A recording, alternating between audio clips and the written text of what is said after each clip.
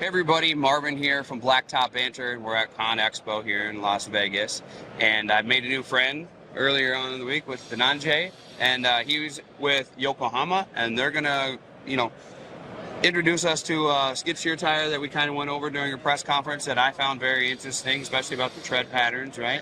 So go ahead, take it away, my friend.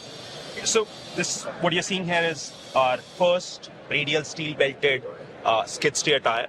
And I'm saying steel belted, and I'll come to that specifically why steel belted. Okay. But this is the first time we're doing a radial tire for skid steer application. Okay. Now, skid steer application, we all know, is a bias application for a very long time. Yeah. Right. Obvious reasons. You need more stability on the machine. It goes on rough terrain. There are like tight corners. You need to protect the sidewall. Hence, it's always been right. A bias application. Yep. But what we realized when we were talking to our end customers, that when we talk about concerns like life of the tire, right, puncture resistance of the tire, because this goes on multiple surfaces, right? Oh yeah. So we realized that a radial could do much better on those aspects than a bias tire. Okay. And how do we overcome? And then we had to just figure out how do we overcome the constraints that radial would have over a bias, and then fix that. Otherwise, radial construction would take care of everything else. Sure. Now, what you're seeing here is a non-directional tread. So basically, it works on all the surface, forward, backward, any which way you want. Oh, really? Okay. So that's why a non-directional tread for a radial makes a lot of sense. Okay. Right?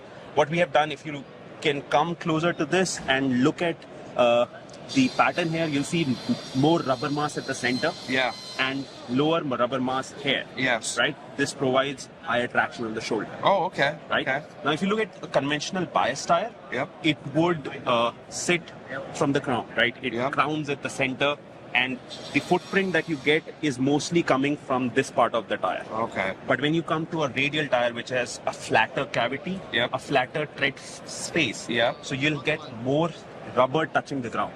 Okay. Right? Okay. So more rubber touching the ground, more, so that would have longer wear. Okay. Oh yeah, you're gonna have a longer life, so right? That turns into longer life. Okay. And that longer life is kind of helping you to bring the sustainability concept into this tire as well. Yeah, and not only that, I mean, you're taking down costs then as well, right? Right, product costs. Yes. And you were telling me that this one would work fine for asphalt surfaces and stuff. This would work better than most of the bias tires, or all the bias tires in the market at this point.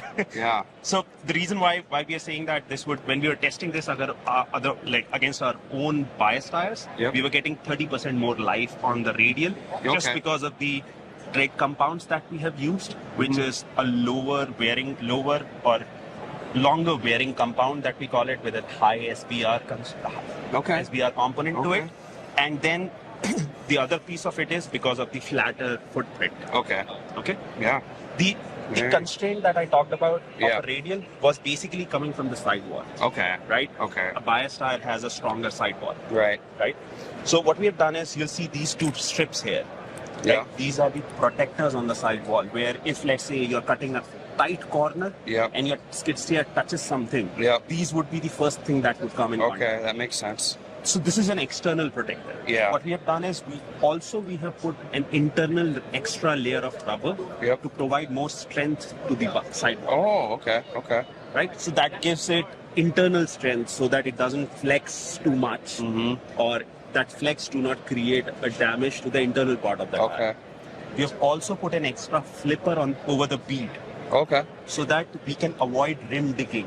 Okay. Like when the tire is flexing, it might happen that because of the load, there would be rim digging. It could be on the rim. Yes. Yeah. So that was the reason why we kind of took care of wanted to take care of the sidewall constraints that we might face with the radial application.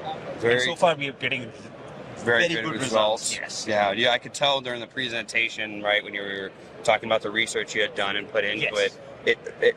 A lot of times you need a lot of explanation on why a company would do something. That one, it was pretty plain to see what the issue was and how you guys solved it with this one here. So this is the AT grip steel, is that right? Yes, this is the AT grip steel. This is available in 3 sizes. 10, 12, and 14. So like 10, 16.5, 12, 16.5, and 14, 17.5. Very cool. Very cool. All right, Andre, thank you very much for showing us this one. We really appreciate it. You can follow along here on this video, and we'll be able to put Yokohama. We're going to tag them here, and all the information about this tire and stuff will be in the description. And yeah, follow along. You got some cool stuff coming from Yokohama over here. We're excited.